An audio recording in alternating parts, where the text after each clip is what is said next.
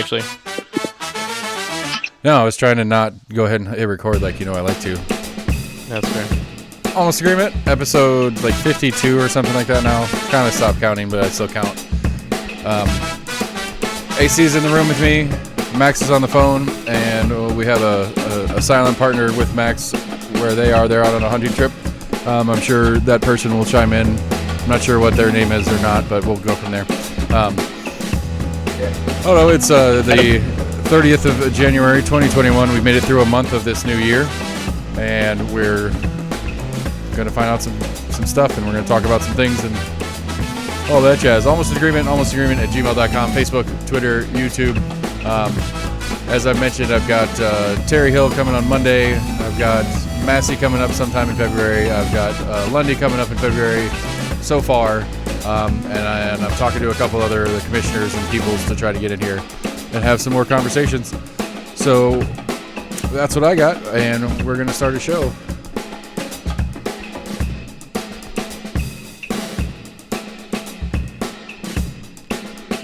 Do we start the show after the music stops? Is that what we do? I mean, I would have gladly started the show and the whole conversation of where Max is right now, but you guys get all bent out of shape because you don't like it. It starts in the middle of a conversation. I don't know what that means. Listen, can I make a kind request here? If you're going to have more consistent people here, can we get better fucking chairs? Like this thing has got fucking shit on it. We never sit in that chair. Well, why is it sitting here if nobody sits in it? Because it's a chair that we can't get rid of because it's sentimental. I promise you I'll get rid of it. I'll put it at the fucking curb when I leave. It really does have shit on it. It does. It has our friendly bird that was living with us for a while. It was a funny, crazy story in and of itself. You said that was living with us for a while. You know what that sounds like? It sounds like the cousin of yours that had down times and lost their job and just needed just a couch for a couple weeks. That's kind of what it was. I mean, we rescued a baby bird in the backyard. You rescued it. Fell out of the nest. Couldn't find the nest to put it back into. So we rehabbed it, got it healthy, and set it free. It shit on your chair. It shit on a lot of things. You have it in your studio, and it's just sitting here waiting for the people that you interview to see it. I mean, we're in the middle of a pandemic. You know, the last time I've had somebody interviewing here in person. Okay, so that's fair. Okay, so they're not actually coming over here anymore. For the most part. I have a few here and there, but for the most Lord part, Jesus, get rid of this, man. It looks worse than Sanford and Son. It's got to go. Jesus Christ. I take all my yard signs out. I don't have all my yard signs up anymore because that was all Sanford and Sonny. It is Sanford and Sonny. You had 82 and a half fucking yard signs out of here. It's like the only thing you didn't have. It's not hilarious. It's tacky as fuck. I laughed. You're the only person that laughed. That's fine. Well, I laughed, but I was laughing at you. That's okay. I'll take it. Jesus Christ. Anyway, now that I've got that out of my system. Right, I was going to talk about how much I missed you being on the show, but I guess I'm going to rescind that sentiment at this point. I actually pushed for this, as a matter of fact. A few days ago, I was like, hey, love to see you guys. Plus, it actually got me out of the condo. We got, they're never ever going to listen to this, but they can be a little much. No, I was hoping they'd come over too, but you know me. Well, I wasn't trying to imply that I wanted them to come over. Well, so I dropped subtle hints, but also was like, it may not. There's a lot of cursing, and there's a lot of alcohol, and it may not. If you want to come on over, you can experience it if you like. Or what you could do is just play with. Relax and play with the baby. They elected to do that. Surprise, surprise. Shocker. I don't know. So we had the Board of Health thing Monday, which I'm so over talking about, but baseball has been the hot topic. I don't know how much you guys have paid attention to the baseball situation. A lot. Go on. Not the entirety of the sport of baseball. The baseball stadium going into downtown Knoxville. Oh, not at all. Oh, I was going to say baseball should be safe because only the pitcher and catcher, the catcher and the batter are close. Everyone is more than 6 feet apart when they play. Except when they're on first base. Yeah, but the guy's always standing off that first base anyway. Well, not always, otherwise they get picked off. But most of the time, yes. I see your point.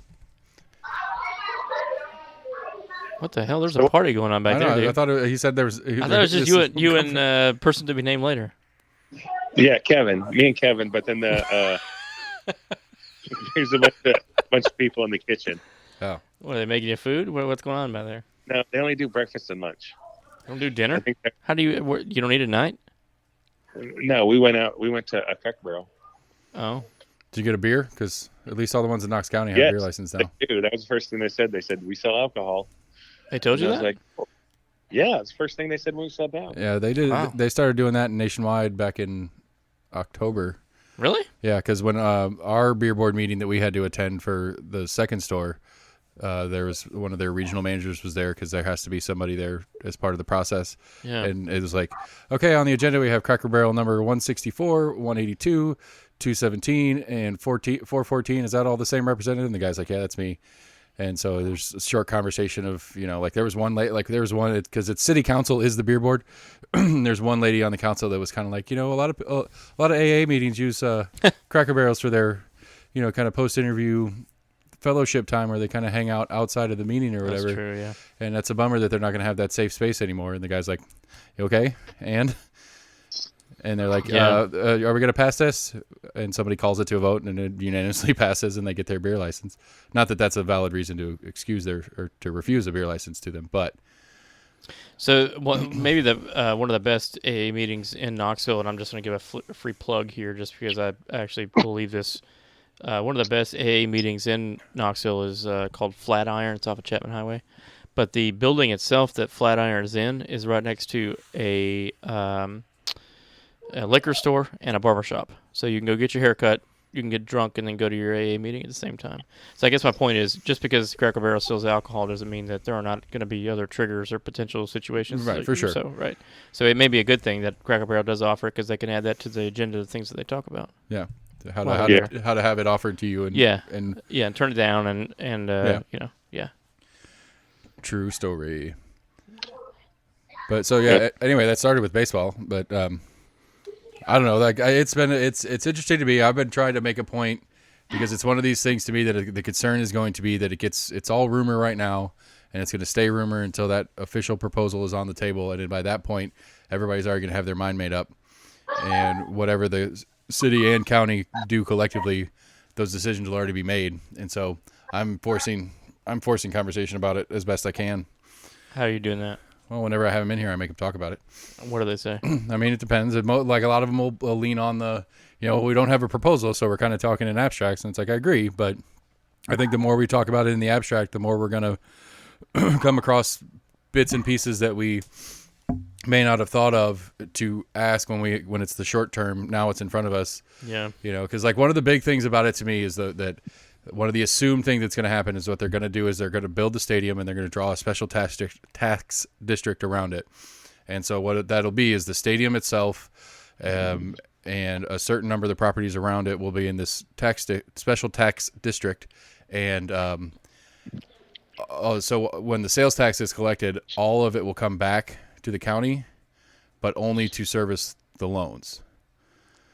Okay. And so one of the arguments that people are trying to say for the stadium is it's dead property. There's nothing going on right now. The city and county aren't making any money off this property Which is true. Because there's nothing there. Mm-hmm. Well, the city and the county aren't going to make money off this property if it's a special tax district anyway, because it's just going to go to pay for the loan of building the stadium. So it's only all of it or a portion of it? All of it, as far as I understand. I don't know, and this is one of those that nobody I've talked to yet knows if the sales tax exceeds the mortgage payment or the loan payments or whatever like that, what happens to that money? Or is it, if it does exceed it, they pay the loan off in advance, and so then we can clear the special district sooner? We don't know the answer to that. So, but that's in the best case scenario that everything goes perfect and we get it in there. Baseball games are sold out. All the bars and restaurants around there, all the condos that get built down there get filled up, and everything's running 100%. What does that do revenue wise? And we don't, that's again, one of the manys we don't know, but that's one of the things to me that it's a weird argument in that, we want to put something there because it has no value in property tax, but what we're going to put there, the property tax only goes to pay for what we put there. It doesn't go into the school until board. It's paid off. Right. But again, I mean, it's a 20 or 30 year bond. 20 or 30 years, we're going to need a new stadium. Or a major renovation to the stadium to keep the Smokies, or they're going to move again, I would assume. Well, maybe. I mean, so how long have they been there in Kodak? 20 years? 20, I think it'll be 25 years this year. Right. And so I don't think the argument is they need to get like a brand new stadium down there. I think the argument is there's not a reason to move it downtown. That's the real argument. Yeah, maybe. Right. So I don't know. I guess I don't disagree with what you're saying. I also think, though, the thing that pops up for me is like, what's your goal? Is your goal just like we want to have more transparency? Is that what you're looking for? In the conversation? Yeah. That's a good, but right, that's a big part of it to me because Well, again, you're never going to get that. Right, but again, I mean, one of the things being that we have we're forced to talk in abstract because we don't even have a pre-proposal on the table. Right. We're talking in reference to how other municipalities have done similar projects and other models that are out there, but we don't know which model that we're trying to use. And so we're just kind of guessing at it. And so when we can get some concrete about what the proposal actually is, then we can start breaking down some of these parts and pieces. That's the beginning. What is the special tax district they're talking about? I mean, again, nobody has a specific. It'll be at least the property that the stadium's on, and probably the surrounding, like the immediately surrounding property that. But what does that mean? Special tax, like they don't pay property tax, they get property tax. No, what it'll be is I don't know exactly what it does in the property tax side, but the sales tax goes to the state like it does. But any sales tax generated from that special district will come back completely to pay the loan. So, you have all these different businesses down there, a couple of bars and restaurants. What? Say again? Pay the loan for what? For building the stadium. So the taxpayers are paying for it. Knoxville are building the stadium for the Smokies.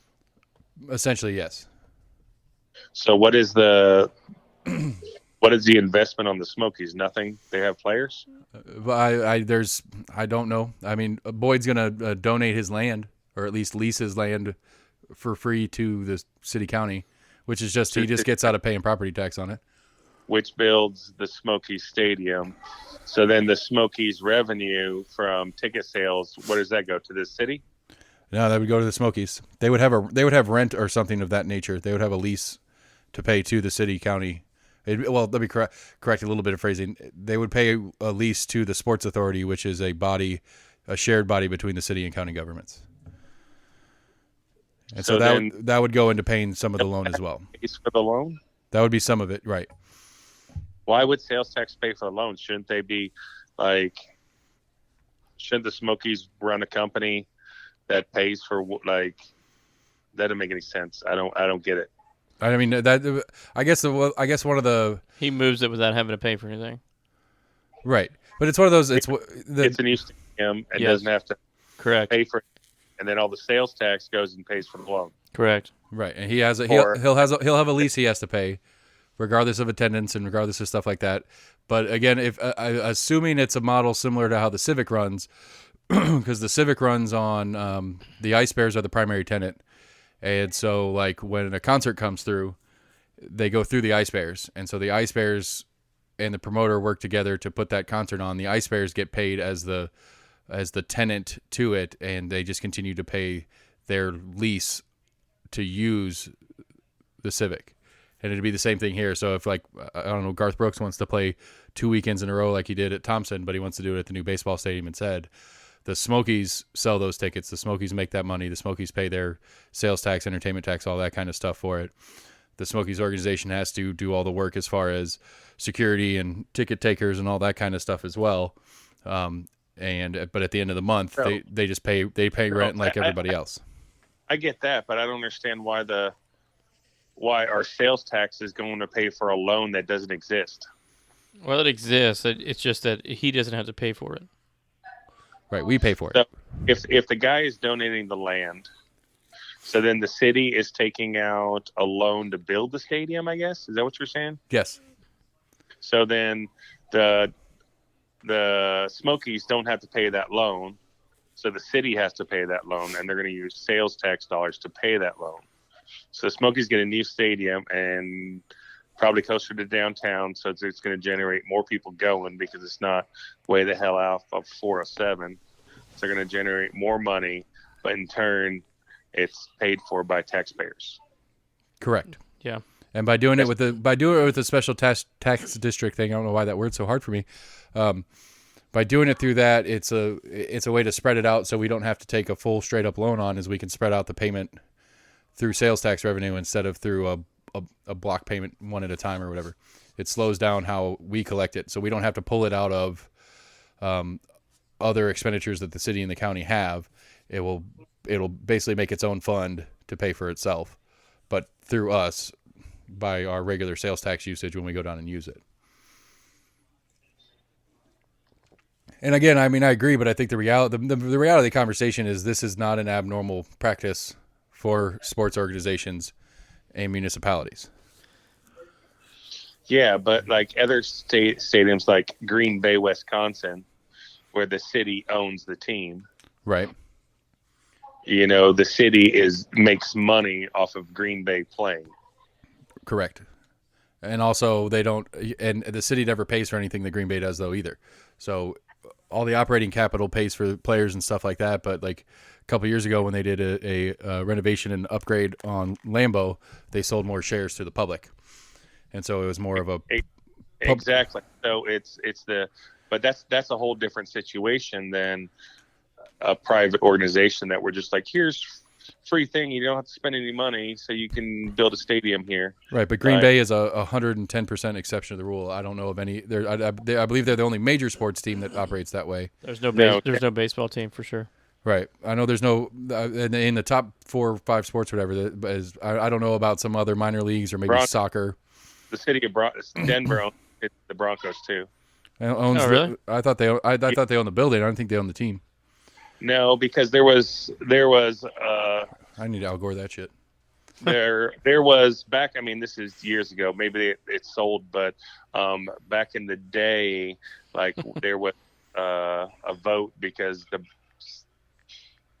city of Denver, whatever, owned the Broncos, and they had to have a vote to increase from $9 per taxpayer to $11 per taxpayer, and they had to vote on it because it was the Broncos. I'm pretty sure. I could be wrong. Maybe it was a different vote, but it was. You sure it wasn't on the stadium? You sure it wasn't on the new stadium they built not that long ago? No, this was before the new stadium it was even thought of. But the taxpayers actually paid for the Broncos. Like it was a separate tax on top of your normal tax. The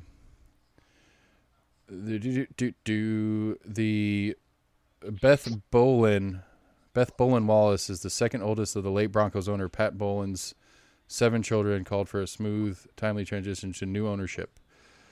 Currently, the team's ownership is a board of 3 trustees led by Joe Ellis and some of these Bolin children, and potential heirs to owning the team. So it reads to me that this Bolin family has owned the team for a long time. Anyway. I don't know. Any point being, it's not this is not for because I think Chattanooga built the Lookout Stadium. I think the city of Chattanooga built the Lookout Stadium. I know Nashville built Nissan for football. They built the Bridgestone Arena, and then they built whatever minor league baseball team they have there. And those are all city. Those are all metropolitan expenditures that the city built. On behalf of those teams, because the practice is normal that, you know, as a team owner, you get your stadium built for you or you move. Because somebody will build it for you, I guess, is the reality. I mean, that's how the Smokies ended up in. That's how Jerry Jones got his big Jerry World there in Dallas. Was actually, I don't think it's actually in Dallas, it's in Arlington. But anyway, that's how he got it too, same reasons. Yeah.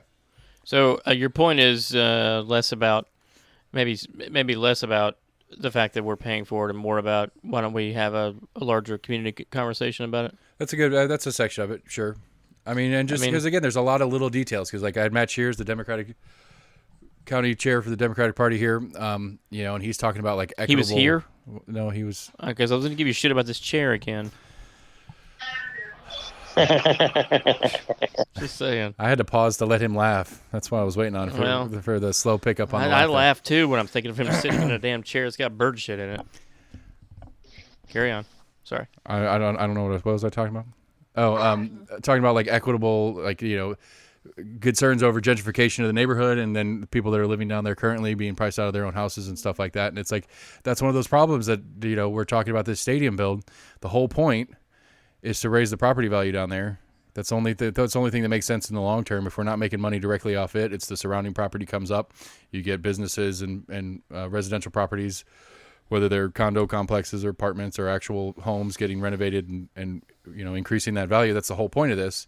So Allegedly, that's the only reason that makes sense for the taxpayers to be part of this thing, is to raise our income as a county and city through this process.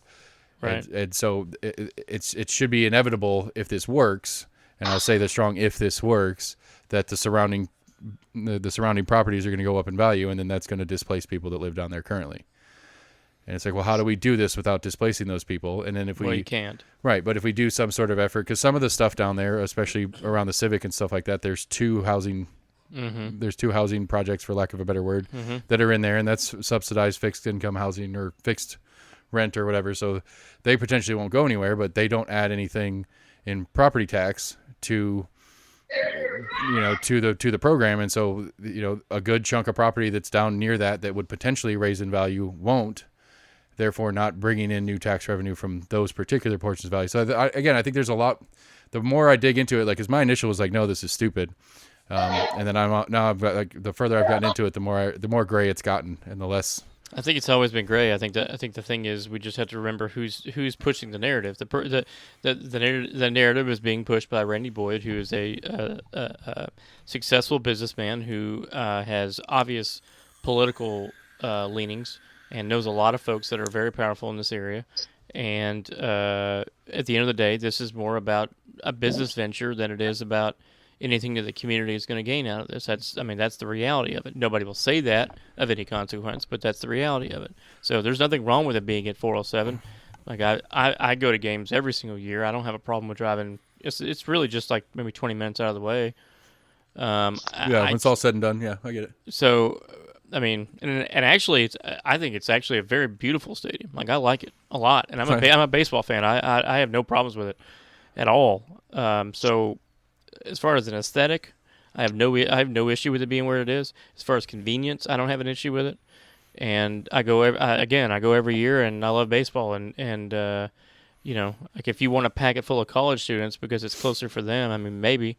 So if that's the case, then really all you're trying to do is just make more money as an owner of that particular. Right. A little pushback on that too is that's money going into other counties that's not coming back here either. Right, but based on what you just said 10 minutes ago, potentially we're not going to see a lot of this money for a while anyway. So what the hell does it matter?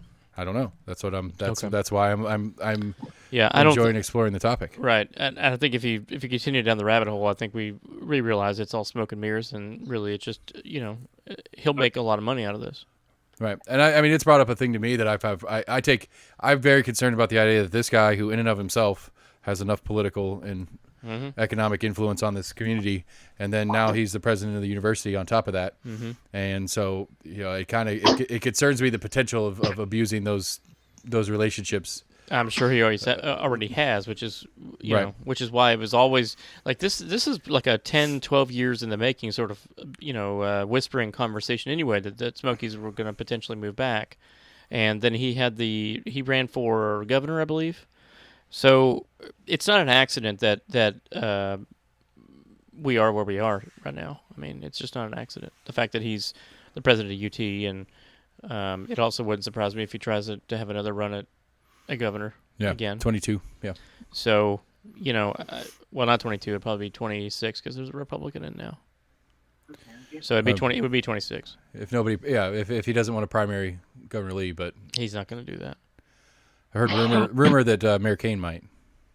That's not going to happen either. I don't think so either. But at the end of the day, there's not a single person that's gonna want to stop any solidarity in the Republican Party here in Tennessee, just because Tennessee is one of the few states here in the South. Well, I guess aside from Georgia now, but it's been one of the few states here in the South that's been blue and red for the last 20 years. Bredesen was a Democrat, and so we've had some successes with Democrats here in the state running the show. And so there's not going to be anybody that's going to challenge him unless you get some sort of like staunch, like that crazy ass fucking idiot in Colorado type, that lady. I can't remember her name now. She's fucking wackadoodle. Oh, the Jew lasers from Space Lady, that one? Yes. Okay. Um, Yeah, I just said that phrase out loud and I feel ridiculous. Yeah, Just she's saying it in jest about her. I mean, in a weird way, she makes fucking what's her name? The one that I went off on the other day about having a home ec degree. Marsha Blackburn. She makes Marsha Blackburn look like fucking Bill Gates. What is her degree? I mean, what's Bill Gates' degree in? It wasn't about that, actually. You've missed the entire fucking point for going back to that. If we're going back to that, you haven't listened to a fucking thing that I've said. Bill Gates dropped out of college, is my point. And I'm okay with that. It's better than a home ec degree. Green Bay is the only professional sports team in America. Yeah, that's what I thought. That's owned by the city, yes. Because they put municipality. the NFL put a band on it. I was reading on Wikipedia, and you can trust everything on Wikipedia. I'm sure I'm sure a lot of the owners don't like it. I mean, I'm sure there's people that would like that don't like that premise because it sticks them there. They will never leave Green Bay as long as they're an organization. As long as the NFL exists, they will never leave Green Bay. And I don't know what the rules are for removing teams from the league, but I'm pretty sure it's pretty difficult. Lauren Boebert is who I was referring to. I'm Al-goring her background. She's a fucking nut job. Jesus Christ, she's a nut job. You know those Coloradans? Is that the right word? Colorado. Coloradians. Coloradoians. I tell you what, there's a wall in here that's got 2, 4, 6, 8, 9, 10, 11. So 22 like old rifles from like, I don't know, old as shit. It's cool as fuck. That does sound cool. So this wackadoodle obtained her GED in 2020, a month prior to her first election primary. What? Yeah. You're messing around with me. I swear to God, I'm not. I swear to Christ, I am not. This is absolutely nothing wrong with people that have their GED. But if you there is. Good enough, dude. That's funny, except it's a chick. Do that. I get your point. Yeah, she's a fucking nut job, and she got her fucking GED last year. She's now a voice for the people in this particular district. And maybe she's a decent voice for those people in that particular district. But if you're making this many waves, you're an idiot. I'm sorry. Well, she'll probably be on, Biden's chief counsel, probably sign her to a board or something. She's Republican, so I doubt it. You should look her up. Republicans. What's that? She can't be a Republican if she has a GED. They wouldn't let her in. You would think that would be the case, but it's not. Democrat thing. Yeah, well, I guess so. She talked extensively about how her parents were on welfare. She worked at McDonald's, I guess, until right before she took her GED, which is not surprising. That was a joke. She worked at McDonald's until she was 15. Until she was 15? I'm sorry. Sorry. While she was 15. I'm sorry. I mean, it's Colorado, so who knows? It's a beautiful state. Like I know Max can tell me more about this, but I enjoyed the little bit of time that I was there when I was driving cross country back a few months ago. Max would have loved to tell you about it at the time. I was waiting on that. I would have loved to tell you about it and not show you about it in October. God damn it! I'm sorry. I was telling. It is Seth, right? Yes, it is. Okay. So I was telling Seth just right before we started this. I'm sorry, time out. Lord Seth, thank you. Go ahead. I will not call you that. That is the dumbest fucking thing. Maybe not the dumbest thing. I'm looking at the dumbest fucking thing. You got bird shit on a chair. Yep. Jesus Christ. I was telling Seth this out on the patio before we came in, that typically the months of January and February are typically the worst months of the year for me because hunting season just finished. The weather is typically shitty. There's really nothing going on sports-wise. There's basketball, but it's not March yet.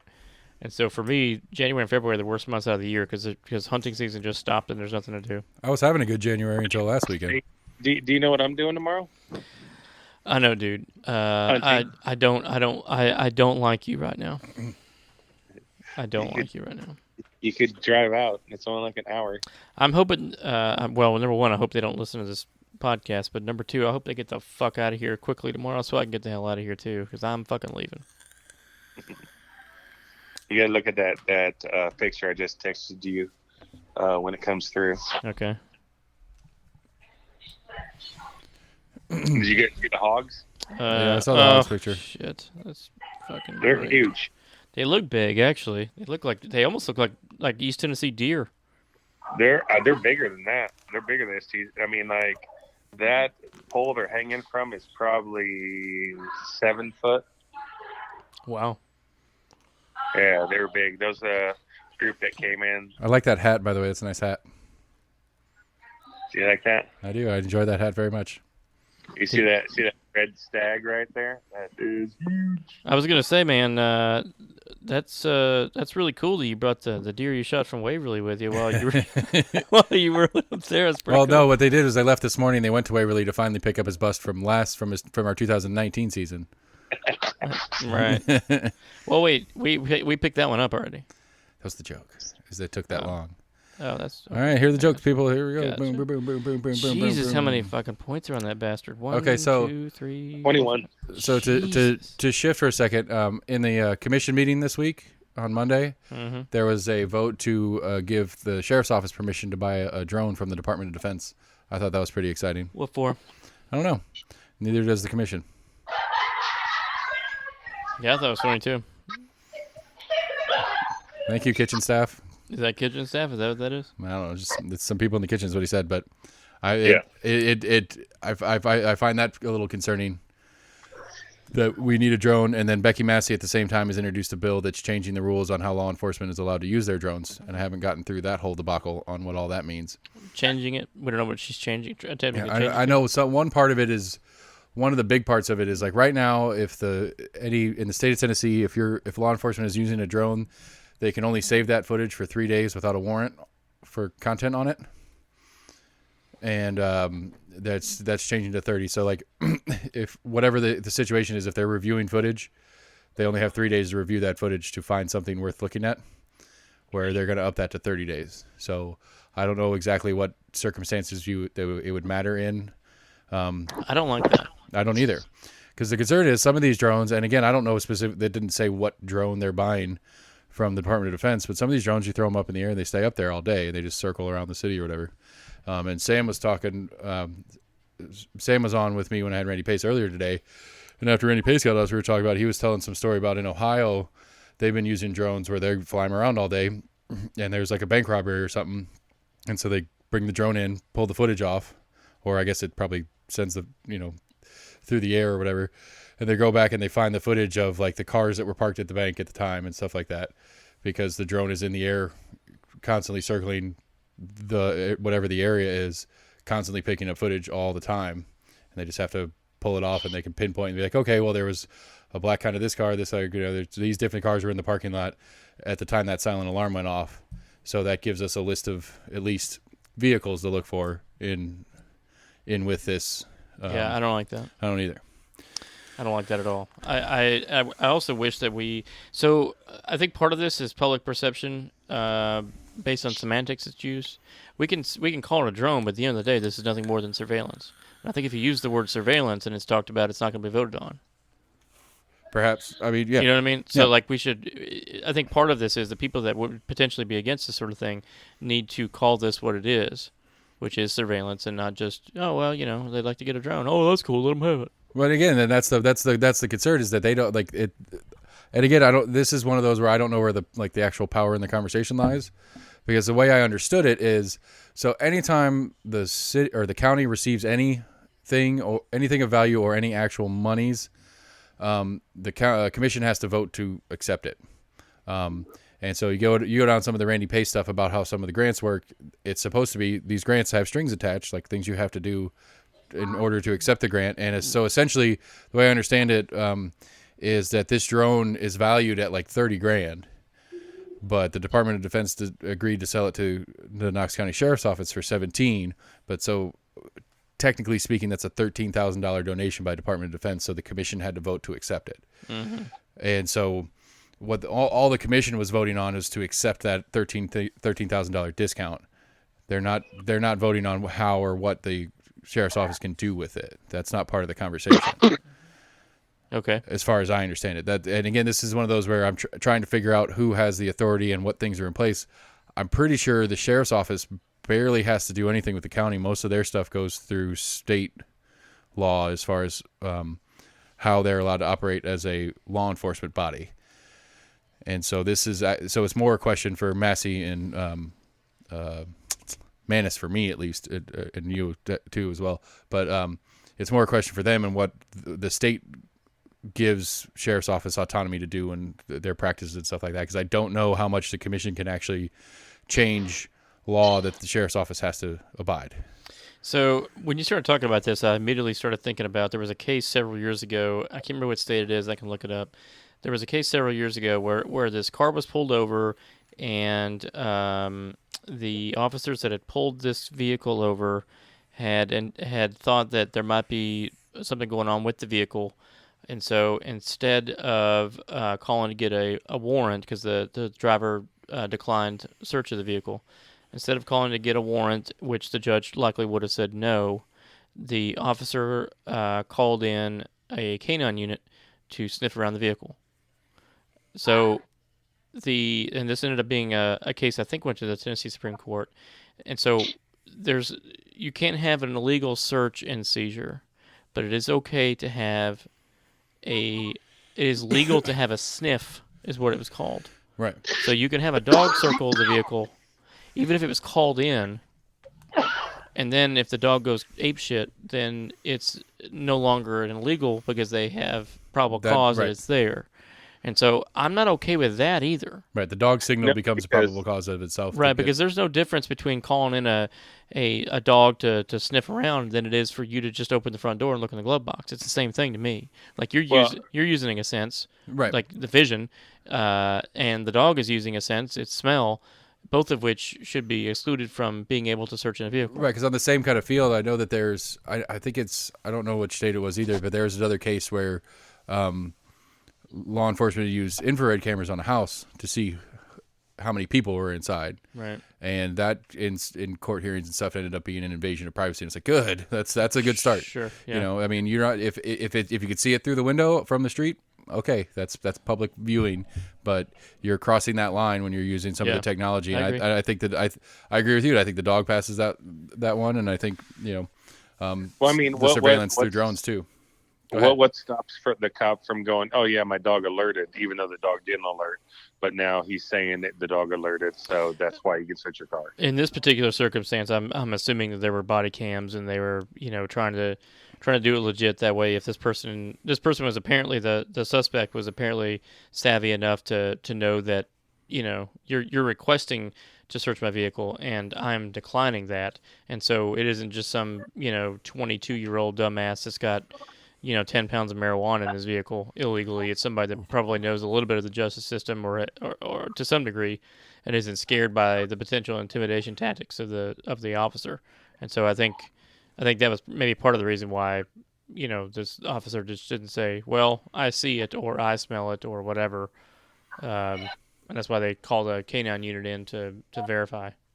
So yeah, but I'm saying I think it's easy for them to say the dog. Right, for that the handler to be like, yep, because the original officer gives like a wink and a nod to the handler, and the handler walks him around, and so I guess maybe there have been cases of that where that handlers have been found to be exaggerating not even exaggerating, to be like identifying, not misidentifying, but like mistriggering the dog to react, so that it looks like the dog is signaling, but it's really the dog reacting to a cue from the handler with intent. And there's been cases of that I've heard about too. Yeah, I'm 100% against that. I mean, I haven't looked recently, and I haven't talked to my legal friend about whether or not some of that's come up here recently. But privacy is we don't need to, this isn't a new thing, but privacy is an issue. I mean, with everything online and social media and tracking people and that sort of stuff. I mean, it's right. This is a game of inches that they keep pulling another inch in. As far as Well, I don't know why anybody would offer their vehicle to be searched ever. I totally agree with that. I would never allow. Well, it's one of those that it's the intimidation of well, if I don't, then you're going to assume I'm guilty of something. That's fine. You can assume that all day long. I'm just saying. I'll wait till fucking Jesus comes back. You're not searching my shit. Ever. I mean, like. We go hunting. I mean, your car's clean. There's nothing wrong. We go hunting. A joint fell out of Austin's pocket in the back of the seat. you know. Yeah. And you're like, yeah, sure, search my car. And then they find this joint, and they're like, what the hell, mister? We got this joint. And you're like, I don't know where that came from. Sure you don't. This is your car, isn't it? You know, like, Right. why even open up for anything like that? Like, don't let them in your car ever. I don't disagree with that. I think that that's an important point, but for me, it's just more of a, like, we have a system in place, and if you decide that you want to go down that road, I know that I'll be out of here quicker if I just let you go in here and look. But really, truly, for me, it's I'm allowed to say it's none of your business. Yeah, Period. There yeah. doesn't need to be an explanation. There doesn't need to be an excuse. Absolutely, it's none of your goddamn business, and you can decide that you want to arrest me or not. And right now, while we're doing this Mickey Mouse back and forth bullshit, you're clearly not arresting me. Otherwise, we wouldn't be having this conversation. So fuck off. Yeah. So, You know, it's like, and I don't know, I can't remember, somewhere in Florida that the story was that, and it's not unique to Florida. There's a number of police departments and stuff that do it, but they train what they call look beyond the ticket, which is essentially, you know, you catch them speeding, fine, write them the ticket for speeding, but don't assume that's it. Like they are training to go look around in the car, look for evidence of other things that might be that we can put some punitive on, whether it's an arrest or whether it's a further fine. You know, which is one of the things I think that happened to me because I got pulled over on suspicion of speeding because I definitely was, but he didn't get to clock me. when was this? 07, something like that. All right. You know, and you know, so like I actually pulled into the place I was going, and he's out and he's talking to me and doing all this shit and license and registration. And it was probably like 02. I had just bought the car from my dad, so my dad's registration was still in the glove box. And in the moment, I gave him my dad's registration instead of mine, so he wrote me a ticket for invalid registration. And it was like, hey, I'm sorry, I just bought this from my dad. It's the same last name, you know, and the registration that you looked up that I gave you is to this car. It's just expired because it's been replaced by my new one. It's not like it's a perfectly reasonable mistake, but you don't give a shit because you have an end here, which is not doing the right thing. You just are pissed off that you didn't actually catch me speeding, so you pulled me over, you're going to get something. Right. And I screwed up and gave you something to get. Well, you didn't give it to him. You just didn't have what you needed to have. Well, I had it. It was there. It was the wrong one. Well, why didn't you say, hold on a second, let me give you the right one? I did, and he was like, it's too late. It's not too late. But, you know, that was what I got. I went to the judge over, and it was pitched a fit at the judge about it at the hearing. Because it's like, well, pay your ticket and move on with your life or go to court. And I went to court, and he's like, yeah, there is a fixed amount of time. I was like, well, how much time is that? I'm not exactly sure. He's a judge, he's saying, I'm not entirely sure. I don't know if I buy that. I mean, not that I don't. I agree with you. I'm not saying you're lying to me. I'm saying that I think that entire thing was concocted. But AC, remember when we got pulled over in Waverly? I was just thinking that. Like, right. I didn't have registration. The guy ran the VIN number, and he said, this vehicle's registered. That's just not the right plate on the vehicle. Like, they can look that stuff up. You don't need your registration. They can look the vehicle up and find out if it's properly registered or not. So that was just a cop being a dick, just to be a dick. You know, that don't make any sense. Yeah. Oh, you have a time limit to give me that registration? Right. And so the other thing, too, is, like, we were very forthcoming, and I'm sure that this is probably an assessment of the people you're pulling over, but, like, we probably have blood on our hands, and, you know, like, you've got, I mean, like, we have more guns in there than a damn third world militia, and maybe it's just like, hey, man, we got guns, and we've been hunting. Like, if you've got, you know, 14 Filipino children in there that you're, you know, going to be selling tomorrow, I mean, do you react that way, and did you put off that vibe? I mean, so if we say go ahead and search it, and just assume that he's going to say, oh no, man, you're good. I mean, would he have searched it anyway? Because I don't think that he did, right? I don't think he searched it. You opened the door to let him peek inside, but I don't think he actually searched it, right? No, he didn't search it. I mean, I walked around and looked at the license plate, and then I walked in the passenger door, opened the passenger door, and got that booklet out of all my dad's paperwork, and he was standing outside it, but you know the door was open, so yeah. I don't know if he peeked in there or not, but I mean, we could have had him hidden in that back bedroom, you know, with the door closed, essentially. That's where we did have him hidden. Yeah, I say if. I mean, I'm just doing that way the audience doesn't understand. Okay, jeez. Right. The only thing the audience needs to know is that I have shit on my chair.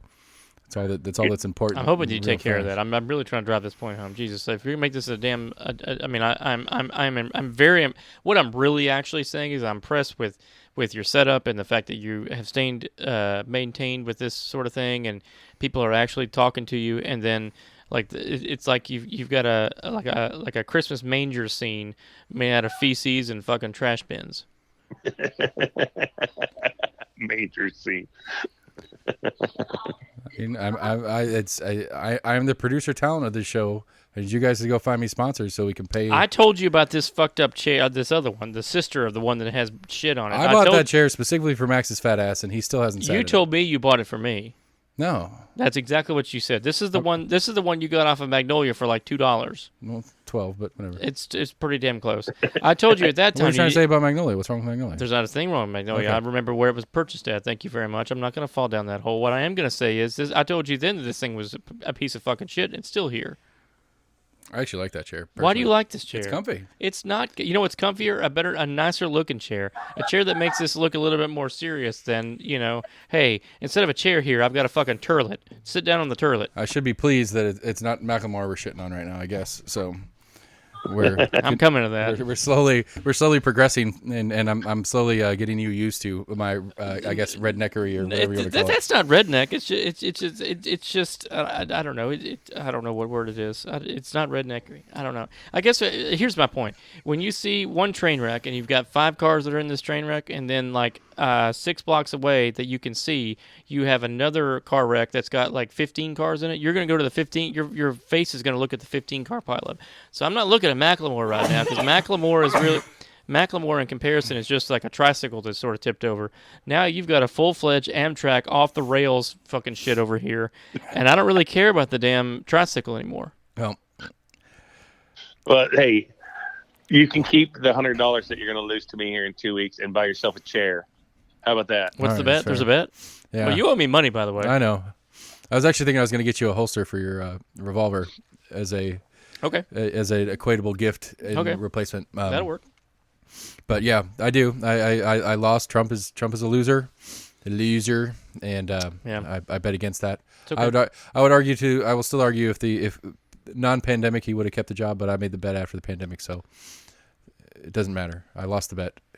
I don't know what that has to do with anything. It doesn't.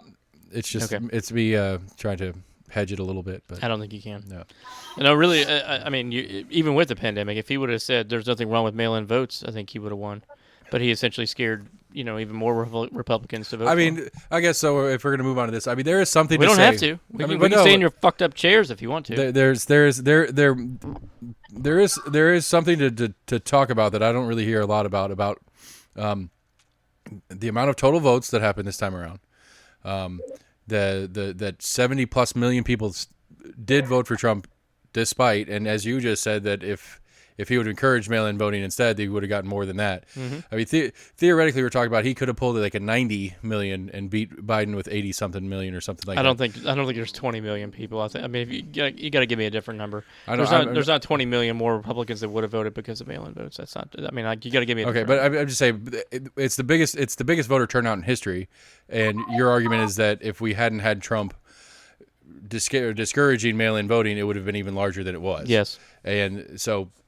It is interesting to me that I don't quite understand what happened to make this one such a big election. Media involvement, saying that one side is terrible and one a magnification of the binary system. That's what happened. A magnification of holy shit, this either or that you have is going to deeply affect you for the rest of your life. You have to be here more so than any other time that we have voted. That's what happened. I mean, I don't know. I mean, I follow you, and I'm not fully disagreeing, but I mean, the Clinton-Trump one was pretty damn close. What was close? Just in that same very high-end rhetoric of the other is the devil. And no, because in this particular situation, you had 4 years of this stuff, and you had people that had heard some of the things that he had said in the primary, like, McCain as a POW, I don't like soldiers that get caught, that sort of thing. There were some folks that were in the military that were interviewed after he was elected and said, well, he just said that in jest. He's trying to change some things and rock the boat. If you have that for 4 years, that's not necessarily the case anymore. So you're not really coming out there to do it as sort of a rhetoric talking point. Like, you actually believe that.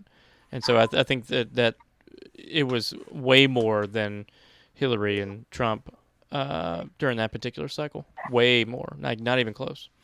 I mean, I agree. I think like the magnitude was definitely up there. It's just I don't know. It's interesting in that like I don't know how you would do the. I don't know how you do the survey on this, but how many of the 74 million or whatever that Trump got were not Democrat voters? It didn't matter who the R was, just not a Democrat.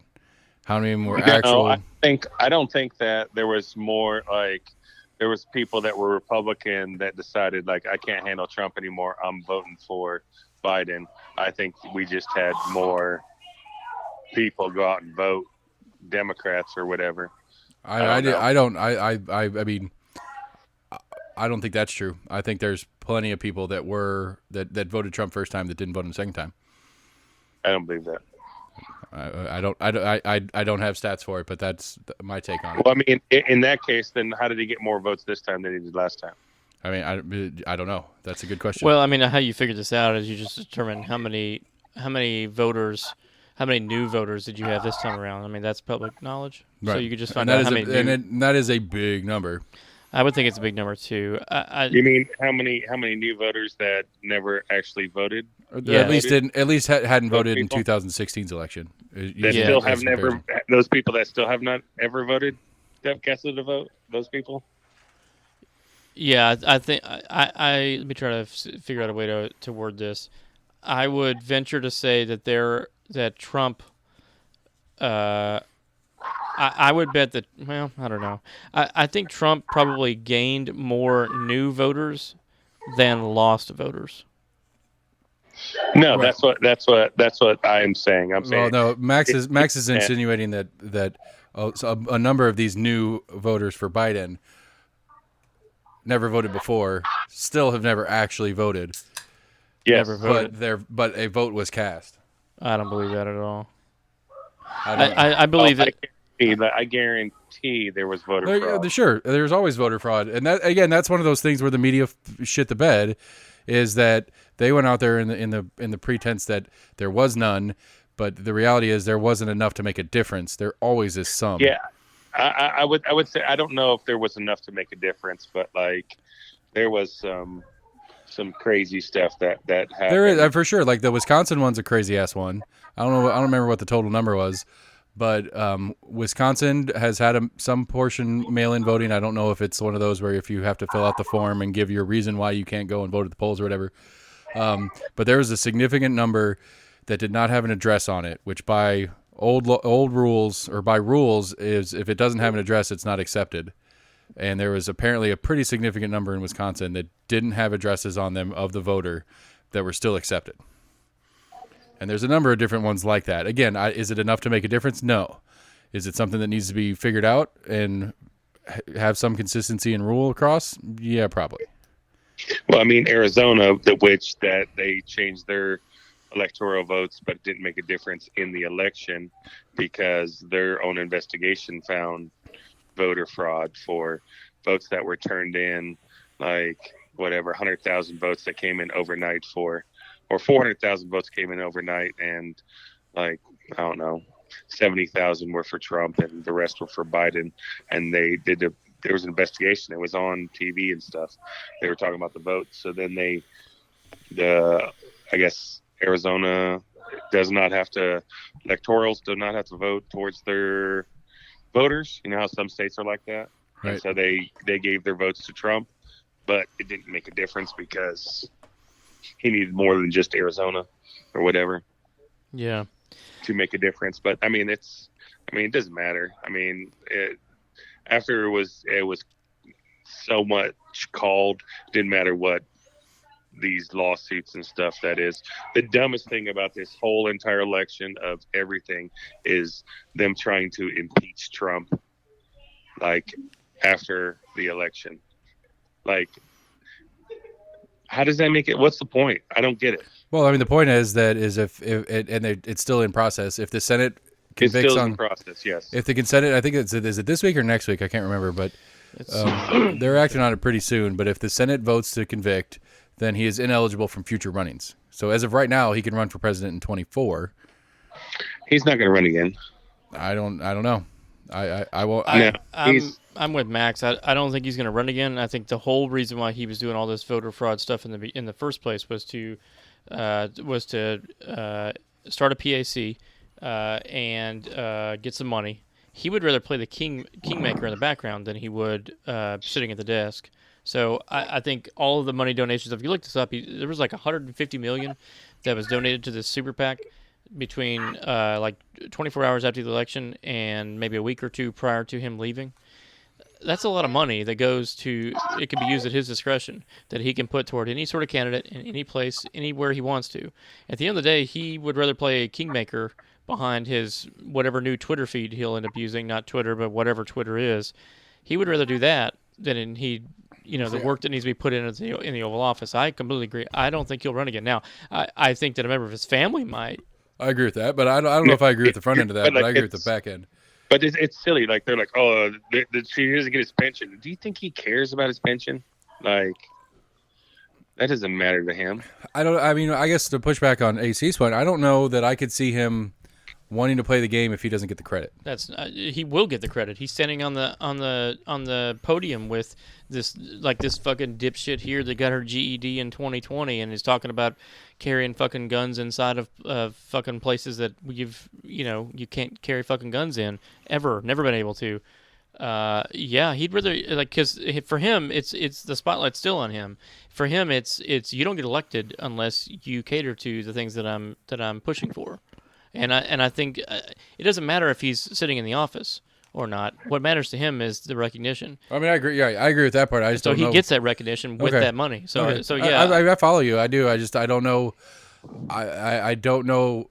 I guess I don't know that I see that as the amount of recognition that I feel like he would want. But you might be. I mean, I don't disagree with you as far as functionality of it. I think it's easier for a person in that situation to get multiple separate recognitions from different people. And he gets less of the heat as part of the game. Correct. Too, so he gets to avoid some of the downside. 100%. All right, I can get on board with that. All right. Yeah. I don't know. We ended up on national, but I mean, okay. So where currently, and so it's moving forward. I don't know. It's interesting, kind of watching the. What? You stocking up on ammo?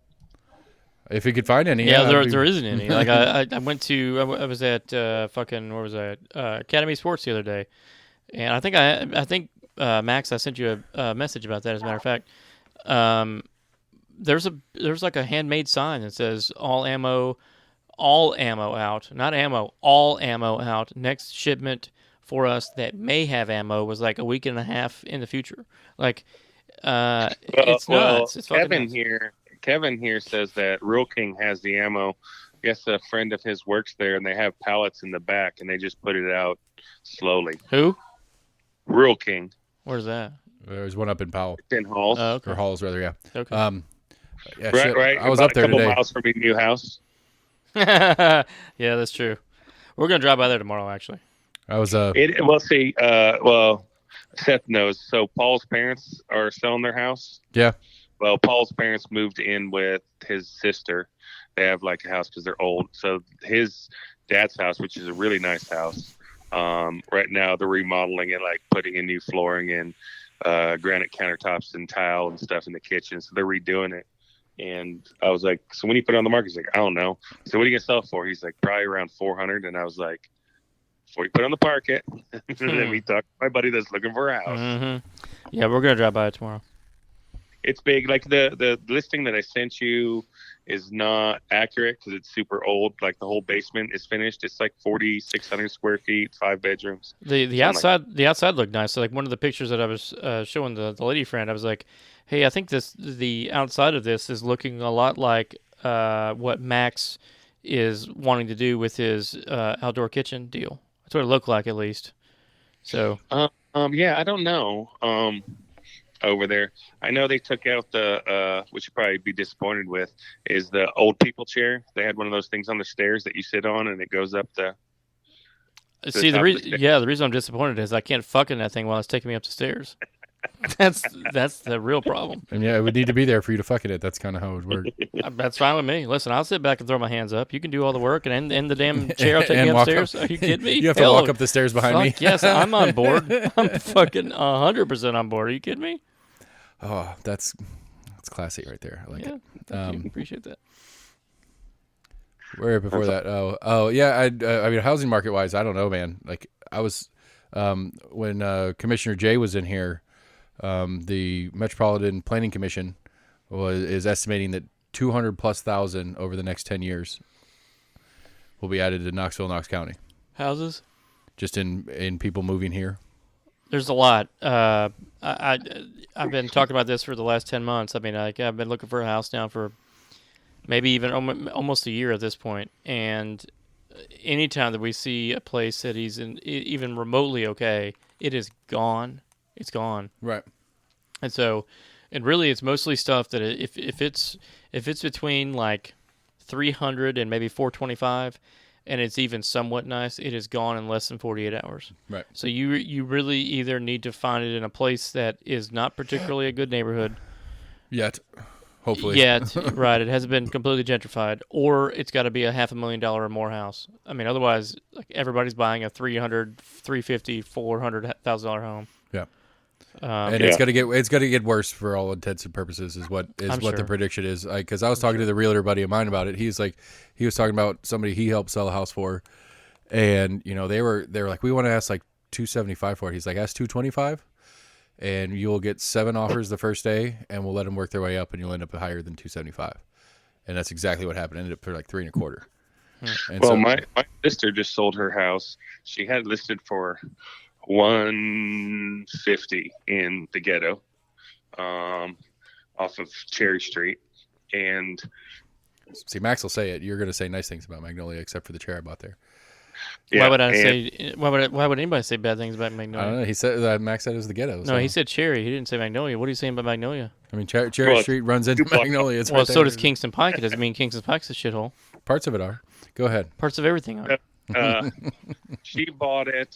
I mean, I think she bought it for like 85 3 years ago, and she has it listed for 150, and then she wasn't getting bought, or she had it with 160, and she dropped it to 150, and she had an offer from some lady for like 130, and she's like, no, go to hell.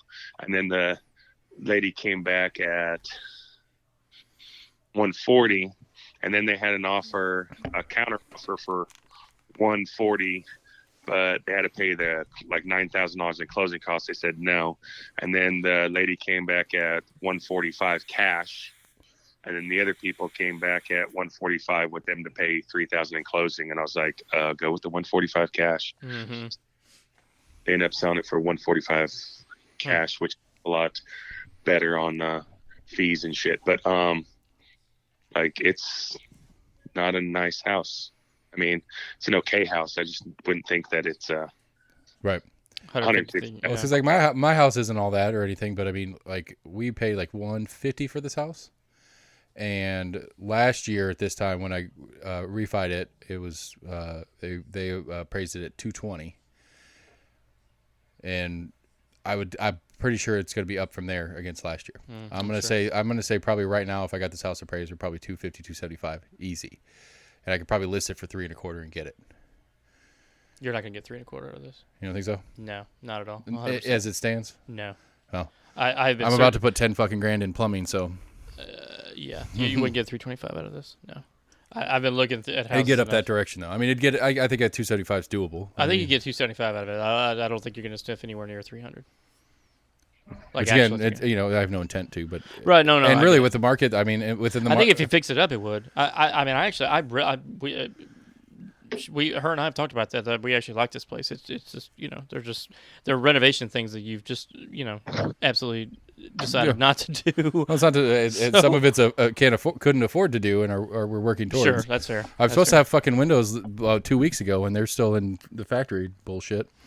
New windows are coming in next week after next, and those get installed. And then I got to figure out this fucking plumbing situation, and then it's the kitchen. That's my next major one. Yeah.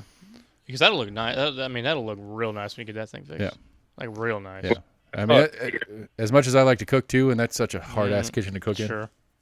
But yeah, I mean, there's options and there's room for growth, and then I want to do a big outdoor kitchen patio area out here. Yeah, Max has got me on that thing. Like if we get a place that has one, that's gonna be one of the first things we do. Well, you got the sweet ass grill, Max. Have you got the Traeger yet? This episode not about you got Traeger. I already. So I'm building my outdoor kitchen. I have the bar basically built. I've got to do my resin top that I'm gonna do on it. But behind the bar, how I have it laid out is I have the kegerator on one side, and then I have a sink, and then a small fridge with my griddle on top of it. And then I've got, I think it's 46 inches gap, which is the Traeger I want, Nice. which is going to go right Nice. in there. I mean, thank you, Joe Rogan. That thing's. I mean, I bought it because Joe Rogan told me to, and I love that fucking grill. Well, I bought my house 2 years ago for $226. That's a good deal on that place. Right now, if you look at it without considering the stuff that I've done to the house, it's right now it's sitting like 278, 279, but that doesn't factor in the 600 square feet in the master bedroom and adding a bathroom onto there. It doesn't factor in the 800 square foot building I put on the back, the deck, the outdoor kitchen. And then I start here middle of next month where they're gutting out the whole interior of the house and making it one large floor plan, like open kitchen to the living room and dining area thing. So I don't know. I think that my house is probably worth. I bet I could sell it for $350. I could see that. Yeah, and then you still have a whole basement to work with as far as finishing that up, and it like it's a fun functional space as it sits. But if you finish that basement, yeah, I'm already on the track to probably 22 or 23. I'm going to extend the garage all the way to the end of the driveway, right? And then the garage doors that face the street, and then go all the way to the top of the house. So that will add on like another 1,000 square feet. So it'll be a bonus room upstairs, and then a garage that I can actually park cars in, and not pool tables and poker tables and ping pong tables and stuff like that. Yeah, but again, if Knoxville growth happens the way it should, even without that, you're probably looking at 10 years from now another $50,000 to $100,000 in value in that house, just because we are running out. Knox County is running out of space, and development and developable space, and it's going to go up. I mean, it's going to keep going up. I mean, like the problem being, it's like I can't upgrade house because to sell this one to move into something better, air quotes, the difference is going to be too much, and so it's there's no good reason to sell right now for me. No, there's reason to do work and like one of the things like a couple of years ago that I had thought about is like there's part of me that's like I don't see the value. I didn't see the value in putting a lot of work into the house because the way this neighborhood sits. Some of my neighbors have done some work, some haven't or whatever, but the way this neighborhood sits, I didn't know. I figured, I'm pretty sure I'm one of the biggest square footage houses already in the neighborhood. And so that any addition, any improvements that I do aren't going to add value just because the comparables of the neighborhood are going to keep it down. But I don't think that's the case anymore because I don't think it matters. I think at this point, it's just the market is so desperate for houses and it's going to stay that way for a while. Yeah. So I'm looking. I don't know. I don't know what that means long term for me personally, but it's been interesting to try to get a grip on the understanding of it. I'm glad I'm not where AC sits. I would hate to be shopping for a house right now. Yeah, it sucks. I mean, it really does. And this one down here, so it's on the end of the streets for sale. There are other neighbors when I jog down this road that you just sort of wonder. I'm giving you shit about two chairs that look like Sanford and Son.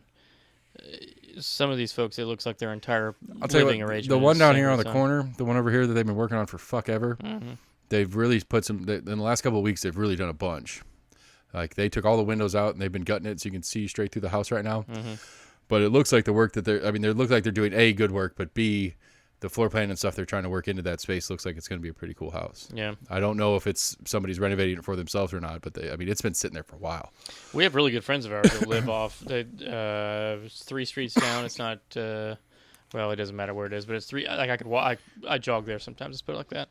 And I mean that place needs work, and I've just wondered, like, this is not a bad area. And I just don't know why it was that there were so many places in this area that it just seems like people just it's an old neighborhood. Never gave up. It's just an old neighborhood, and some of it, I mean, like some of it are literally like they were like right across the street here. That was there was a lady died about a year and a half ago, and the son moved in 5 years ago trying to help out or whatever, and he's still living there, but he's fucking up there too. And so it's just like he's not going to do much to that house, and it's just going to kind of sit. And so there's some of that, but I mean, but even in that, there's a quarter acre lot up the street here that's for sale. It's only $34,000. So the land value is not where the value's at. It's part of it right now, especially is materials in new buildings. That's part of what's going on. Well, and we're kind of limiting ourselves too, because like I'm looking for 2,500 plus square feet. I need, at least a half an acre. I prefer closer to an acre.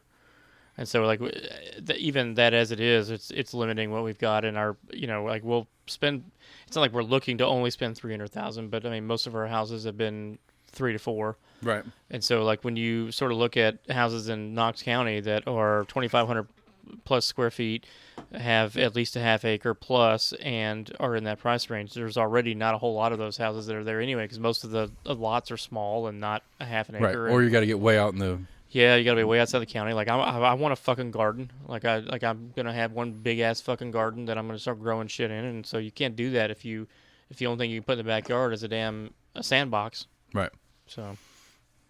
Which I mean, you did, and you have a garden in your current. Yeah, sandbox, and I'm just like like when I own my own place, I'm not gonna have a fucking sandbox with right. one tomato stand and a fucking a seesaw with kids. Right. No, I mean I get it. They like that's the thing that I mean the yard is half of why I kind of made the okay on this house. Like having, I mean, It's not a huge yard. We're probably like a third an acre, maybe a half. But it's mostly flat, functional, playable, kid-friendly yard. And just spent the first year digging a stump out. And once we got that stump out, we had a nice open backyard. And that was a huge part for me in this house, especially as close as we are. Because I mean, that's the thing right now is that there's nothing acreage-wise that's as close to town as we are, as close to function and work and all the different things that go along with it. At least in this price range, there's not. Yeah. It seems like the higher you go in price range, you essentially have to go to the 500,000 plus to have more acres. Yeah. It seems like that's what it is. It's just not, or they're not selling them. Right. One of the two. Yeah. And again, like the where that all started was I remember when you first were talk about looking for a house. It's like, well, I mean, the way things are going, I'd wait and let things like kind of settle down a little bit, but it hasn't, and I don't think it's gonna anymore. Yeah. At the time, I thought it had a little time to. I thought, and again, it's still weird to me right now. Like I refied again just because I got a lower rate, and it's like, how are rates this low right now? How does anybody have money to spend? How are the banks playing this game? And that's what's weird to me. On top of, like, there's no reason I should have a lower rate right now. Well, I think the interesting thing though is that most of the folks that can afford those houses were not directly affected by COVID. Right. So like if you have enough money to spend $300,000 on a home, chances are you work in a section of the economy that if there was a hit with COVID, it was minor. It's the folks that would be looking for a $200,000 home are the folks that would potentially have had an issue with COVID. Right. So if you could afford it in the first place, and that's what you ended up purchasing, that's likely the section of the economy that got hit by the hardest with COVID. Right. So to me, it makes sense. I mean, that's part of the reason why the rates are so low is because there are people that are trying to buy those $150,000 homes, and they are for sale, and they've been for sale, and they're on the market for a while. Yes. So. Yeah. I did that at Home Depot. I was like, did you get? You got that stripper at Home Depot? Oh, I thought you said Kevin was something about a Hummer. I was confused. No, he said Home Depot. I was laughing about because we're sitting here and somebody vaped and he was like, "Oh shit!" And I was like, "Yeah, I did that at Home Depot the other day." Big old puff of smoke, and I was like, "Oh damn, I'm inside. I can't do that." That's funny. So $15 minimum wage is on the docket. I think it's working toward it. I don't think it's going to happen overnight. It is going to grow to it. Whatever. It's fine. I don't think it's a great idea, but it doesn't matter. I wish we would have a longer conversation about the cost of things in 2021 now, I guess, versus the cost of things, how much it's increased since we were maybe old enough to vote, or maybe younger than that. I don't think that I do feel like that there are folks in the economy that if you're making $7.25 an hour, you can't buy a whole lot of stuff. But I don't think that the end all be all is everybody makes the minimum wage at $15 an hour, because I mean, we're not really tackling a larger issue, which is shit is a hell of a lot more expensive than it was when we were 15. I'm trying to look up the economic index from 2020. What is this shit? I don't understand. Country rankings throughout the day. Yeah, I don't know what I'm looking at. Anyway, Ow. I don't know. I mean, I remember for a specific. I remember in 2020, my senior year in high school, I was working at a Weigel's, and it was one of the newer ones. But we had there was a Weigel's maintenance guy that did a bunch of different stores, and he'd come in to fix something in our store. And I was shooting the shit with him, and he was all bent out of shape. I was like, man, what's the deal? He's like, I gotta go to all these goddamn old stores. And I was like, so that's what your job is, because those old stores need more maintenance than we do. He's like, no, the fucking signs. I was like, what do you mean? He's like, you guys got a new store, and when we put your sign on, it's an automated sign, and when gas price changes, it automatically does or whatever. Well, all these old stores, they don't have room on the sign for me to add the one. I was like, what? He's like, because we're getting to where more times than not, it's $1.10 instead of the 90. At the time it was 98 cents. I think was what we were that day. Because I just remember specifically this conversation. It's right at 98 cents. We're going to be breaking $1 soon, so I got to go to all the old stores and figure out how to make room for a one for when we get to $1.10 and $1.01 or $1 whatever. And he was just so bent out of shape about that. So just for the, because that would have been when we were 18, or when I was 18 at least, gas was $1 a gallon, which right now I think it's $1.20 something. It's more than that. Is it? I don't remember. It's I'm sorry. I paid $1.20 something because I had some Kroger points or whatever. Yeah, it's more than that. I mean, I'm buying diesel now, so, but yeah, it's more than that. It's more like $1.60, I think. Okay. Yeah, yeah, that's right, because I had some fuel points that I cashed in, which I still don't understand how that works, but that doesn't matter. But yeah, and it's down, and we were up to. I'm trying to think of the highest I remember ever paying for a gallon of gas. Me, I remember spending $5 for a gallon of gas. It was off of Cumberland. This was it BP oil spill 2010-ish, maybe 2010 to 2011, I think, somewhere in there. But yeah, it was 501, I believe. 502. It was the pilot there off of Cumberland, right there next to 129. The Rocky Top. Sure. It's actually, interestingly enough, Old College Inn used to be there. There was a bar right next door. Yeah. And it's now Tomato Head. Huh? It's now the Tomato Head down there. Is it? Yeah. First time that I ever was going to meet you at a bar, just you, not you and the missus. I thought you worked there for some reason. So I went into that place, sat down, had a beer, and I don't know if we were texting at the time or if I'd called. Anyway, because it's been so fucking long ago. Probably didn't have texting. If it was texting, it was T9. That's right. I was like, hey, man, I'm here. You're like, no, you're not. I'm like, oh, no, really, I am. This is where I'm at. OCI. I don't know what the hell you're talking about, but I'm not there. I don't know if I ever told you that story, but that's true. I don't know that you did. It's funny. I think I only went in there one time. That's the only time I ever went in there. Yeah. I paid for the beer and got the fuck out of there. Yeah, I don't remember what was going on that I went to one time, but yeah. But gas price, that's where, I don't know. I just totally spaced out. Yeah, we were talking about minimum wage versus things that are expensive. Right. So, I mean, I think back then too, because it was Weigel's. I think with a jug, it was $2 a gallon of milk, because they used to have it's like $2.30 now. They had the returnable jug thing. Oh, really? Weigel's did. You remember that? Mm-mm. Yeah, Weigel's had they had like a recycled jug that you brought back in. Really? Yeah. I didn't know that. People are fucking nasty. I'm sure they are. Yeah. Yeah, I actually, it's not that I'm sure they are. I know they are. I work in healthcare. I see them when when they haven't had a chance to clean themselves when they have some sort of event.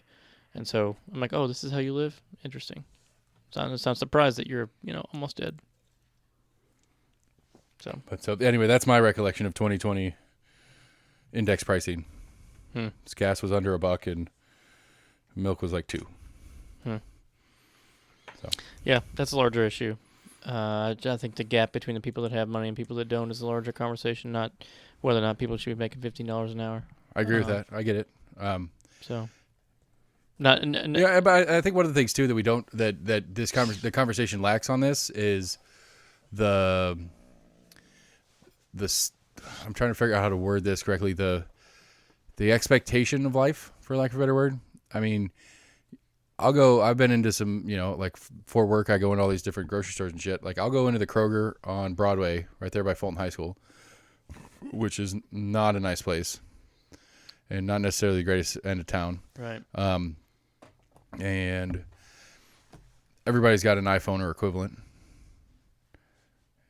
I mean, those are fairly inexpensive now. I mean, I don't know. I don't. They are. I don't know. I think the last time I got a new one, it was like $1,200. I mean, you don't know that they're new. I mean, true, but that's my point. And the other thing too is just throwing this out here as a data thing. If individuals have children, they get tax returns, tax rebates on children. Right. And sometimes people that are not potentially fiscally responsible will buy nice shiny toys to make their fucking bullshit life a little bit better in the moment, on the short term. So it would not surprise me whatsoever if people that get $3,000 child tax credit spend potentially $1,000 on that on a new phone. Right. One of my favorite memes on the second COVID check was it was a picture down an aisle of Walmart. It was all TVs, and it said, "Okay, U.S. government, we see your $600," and it was an aisle of TVs that were all $580, $545, $575, or whatever. It's like, yeah, we know what people are spending this shit on. Well, but at the end of the day, the people that are voting on this or even trying to orchestrate this are wanting that to happen anyway. Right. Like you don't want to give every fucking citizen in the United States $600 and then throw it in the bank and not spend it. I mean, that's not the point. Right. I mean, I agree with that, but it's that's the difference in a stimulus and a recovery. I mean, if it's a stimulus bill, yes, the point is to send it out so people spend it because that gets the gears moving. But if it's supposed to be recovery is not the right word, but what is the right word? To keep you functional and alive as this pandemic rolls on. It doesn't matter. Move on. We'll get to anyway. But if it's supposed to be to help you pay rent and utilities and keep food on the table for your kids versus a stimulus, those are two separate items. Yeah, I don't think anybody was trying to say that it was anything other than just giving folks back money so they could spend and have it go into the economy. I don't think anybody was trying to say that. Otherwise, it would be more than $600. Right. I mean, and I'll take it just because it's my tax money anyway. But at the end of the day, I think it's laughable that we've been having this thing go on since, essentially April, and the money that goes back to citizens is incredibly marginal. Right, I agree with that. I just think it's just absurd. Are you familiar with the modern monetary theory? Have you done any reading on that? If I haven't heard it called that. Let's put it like that. Okay. I was doing a little. It was somebody referenced it on one of the podcasts I listened to, and I was like, I need to learn more about that. Okay. And I don't know. It's quite complicated. And shocked. But I'm trying to read on it, try to get basic understanding. Essentially, what it is that if you're a government that makes your own money, you don't have we have fiat currency. It's not linked to anything other than it exists because we as a government make it so. That there is that low end stimulus has zero negative effect on economy. Is basically what it's trying to pitch, and that you can send that money out, but you need to tax it back on the top end because that money eventually will trickle up to the top end, and we need to figure out how to tax that back, and that's how you pay for the stimulus in the first place. So you throw the money out knowing it's coming back, but you have to figure out the method to get it back through tax on and it's supposed to, the theory is that you could do that without inflation. And that's the part that I can't wrap my head around on how you throw $1 trillion out in the economy and inflation doesn't come with it. And and that's the part I'm trying to figure out, and that's why I was trying to ask you if you'd heard anything about it, because I need some help understanding it. No, I'll look into it. Because essentially, basically the argument is that a government who makes its own currency does not need to run a household budget, in the sense that you need to build your budget around what you have and what you're collecting. Like, my salary is X, which means I make X a month, which means I can spend X minus a little bit just for some savings or something. And that since you're making your own currency, you don't have to play that version of budget. So like, when basically it's saying, when people make the argument, it's like, well, I have a budget at home. I have to live within my budget. You as a government need to live within yours. That doesn't necessarily, it's basically arguing that that's not necessarily accurate for a government who has the ability to create money. Well, that and the fact that it's putting aside that we're actually all on the same page, that the government needs to do that. It seems like, and this is going to sound partisan, but I think even as a proponent of libertarianism, I think you'll agree with this. I think the only time that our country, the people that are in power, the only time that anybody really cares about whether or not we're spending any money is if the Republicans do not hold the White House. I agree. I mean, it's a laughable thing to say that fiscal conservatism doesn't exist when there's a Republican president. That is absolutely true. Right, I agree with that. Even though Trump wasn't really a Republican president, but it's still the same animal. Republicans don't care anymore about how much money the government's spending. I would argue now they do. I would argue that they maybe haven't in decades. Right. I know. I'd say it's probably applicable to both Bush administrations as well. And I think that is an issue. But again, and trying to wrap my head around this modern monetary theory idea on whether that's necessarily a bad thing. But it's one of the core things in it is that any of that stimulus has to go to the bottom. It's the inverse of trickle down. Is really one of the core issues in it, as I understand it. Right, and that's assuming that trickle down in economics is actually a thing, which you could make a very strong argument that it's also bullshit. It very well could be, but that's that. But again, it's the opposite in the sense that because if you put it in the lower end, it's going to get spent, and that spending generates tax revenue, but then it rolls into another person's income. Whoever's doing the product or service, that rolls into their income, which then they spend that money and it gets taxed. And it's like the theory is that it's going to get taxed 15 times before it gets to the top, and then we have to figure out how to actually pull it off the top. Mm-hmm. And that's where you keep the inflation out of the game. And so it's interesting, and I'm trying to understand it, but I'm failing miserably. So somebody help me out with it. Well, I guess it's probably more complicated. Well, it always is. As you mentioned. It always is. And I'll say this for the record. How do I say this? I'm not abandoning libertarianism, but it's bullshit. It's not. It's not bullshit. That's interesting. It's not any more bullshit than the other major parties. Let me let you finish what you were going to say. I'm willing to explore ideas outside of the philosophy to an end. But I'm still that lens still applies to me. All it says is that you're a little bit more. You're admitting yourself to be potentially more open-minded than you were 2 months ago. That's all you just said. Okay. It doesn't mean that, but that doesn't mean that libertarianism is bullshit either. Capital L libertarianism is bullshit. Yes, it is. Okay. Lowercase L may not be. I'm not sure I know the difference. What that means. 100%. Libertarianism is everything. It should exist 100% of the time, all day, every day. That's bullshit. Right. Okay. I'll agree with that in the sense that capital R Republican, capital D Democratic. Well, you just said two parties, and you're talking about a philosophy. The Republican philosophy, Democratic philosophy on how governments should and shouldn't run. Right, but the Democratic Party is not a socio-political philosophy or a movement. It's just a party of individuals that may agree on the same thing. Libertarianism that we've been arguing against. So capital R Republicanism? Is that a better way to say it? Can I finish? Okay. The libertarianism thing that I've been pushing against is not the Libertarian Party I've been pushing against. It's been the Libertarian philosophy that I've been pushing against. There's no democratic philosophy. It's not a thing. It doesn't exist in books as a philosophy. Okay. That's all I'm saying. So, lower cases, people, I guess. You could say that. Max, you fall asleep on us? He put it on mute. He's going. Maybe he took a shit. I mean, I don't know. He's I probably don't think he fell probably asleep. fell asleep. Does he do that a lot? 9 o'clock? He's done it before. I'm still here, guys. I just got you on mute. Hold on. He's in the bathroom. You're right. Yeah. Or he's getting a BJ from Kevin. Maybe. He's got a little peach fuzz, though. I'm not sure he'd like that. Oh, there's a bad joke there. I'll keep my mouth shut. Yeah, probably. Tennessee basketball won? I don't know. I don't know. Okay, so I'm trying to think of other like local stuff that I've been discovering in the process.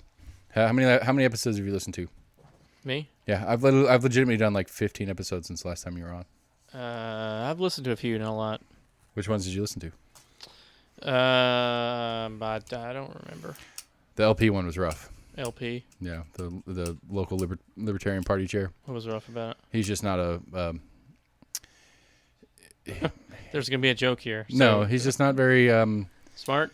No, he's just not very articulate, comfortable in recorded conversation. Like he was showably nervous, and it wasn't very like. And maybe it's a format thing on my part. Is that it's like I try to put this as very conversational. It's just people talking back and forth about stuff, and he's allowed to do whatever. And so he was. He might have thought it was a little more structured than I do it, and so like he didn't have. Like when I'd ask him a specific question as we're running through a train of stuff, he'd be like, "Oh, let me look it up." And it's like, "I want to talk to you, man. I just want to talk. Just talk to me. I'll talk to you." And it got a little rough on that part of it. So that one wasn't my favorite that I've ever done. But Randy Pace is getting out of the GOP as the chair. Yeah, I heard about that.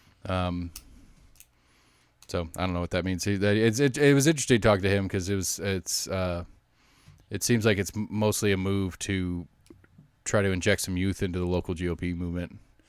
Nobody does that for altruism purposes. Nobody. I mean, I'm sure he has his ends, but yeah. I mean, and he said it. He was talking about he wants to go into he either wants to get into the state. He either wants to go into the county election commission, the state SEC for the Republican Party, or one third thing, and I just blanked out on it. I mean, he has other stuff he wants to do. He's going to stay involved. He just wants to get out of the chair. Okay. He's got his motivations. Sure. He's got things that he wants to do. How old is he? He's 60, about to turn 60. Yeah, he's got 10, 12 years left that he wants to do some things. Yeah. I don't think at any point he wants to get back into the actual I don't think he wants to be back into politician mode. He wants to stay behind the scenes. I don't think he's going to run for an office at any point. Sometimes the strongest players in the room are never the ones you see on camera. That's fair. So I enjoy him a lot. He's fun. Like he's fun to talk to. And I mean, he has a principle and he sticks to the principle. I don't necessarily agree with him on all points of said principle, but at least it's there and he's vocal about it, and that's the principle. So it's not a guessing game with what he's doing. He's pretty straightforward about it, and I appreciate that out of him. Is he a Trump supporter? Don't know that I've ever put him on tea. I mean, he gave me this wonderful koozie that I'm working with tonight, as well as it may be. Yeah. Well, I wonder where the fuck that was from. I was part of the job. That's what like as far as the Sanford and Son look in here. I've enjoyed the parts of it that are. See, it exactly looks like it. Like it's Sanford and Son plus all the fucking like I would expect. Like if you didn't know you. God damn it! I put it back on. Yes, you did. If you didn't know you and you just saw this stuff here, you would expect that to be associated with this because so many of those folks right there, you're either rich or you only own this. That's it. Like the majority of folks that are voting for him are either very rich or are not middle class. Okay. And I just like that. I'm just like, wow, Jesus. Well, I mean, it goes with his neighbor. I mean, I've got. It just well, I can't see that. I can 100% see the Trump thing. Like I had no idea. I assumed it was a Trump face mask, but like it. The missus broke. I had he brought me a sweet Biden Harris rocks glass, and that one got broken. I was really bad about Yeah, it fit. I'm just saying the chairs and the face mask and the koozie there absolutely fit the character like it does. You walk in, you just assume that this is the case. Okay. Luckily, I'm not a Republican. I don't understand. I'm not sure how I'm supposed to feel about this. I don't know if you're supposed to feel anything. I'm just saying that, just observation. That's just what it looks like. Even though I know you well enough to know that that's not the case, but the people that don't know you, they would assume, oh wow, it's one of these folks. I'll tell you what. I got the best compliment out of Larson J. Is that I asked him to come on, and he came on, and we were talking about different stuff, and he took a moment, or I don't remember how it came up, but he basically is like, you asked me to come on, and I was looking into what you do, and I was talking to some other commissioners that have been on your show before and stuff like that. And if nothing else, everybody says you're fair. And it's like, I will take that as a fucking win. That is good. That's what I strive to do. I want to be a source of information, and I'll throw my opinions on, but I'm not telling you what your opinion is. I'm telling you what mine is, and hopefully it's clear when it's my opinion. Period. I'm not trying to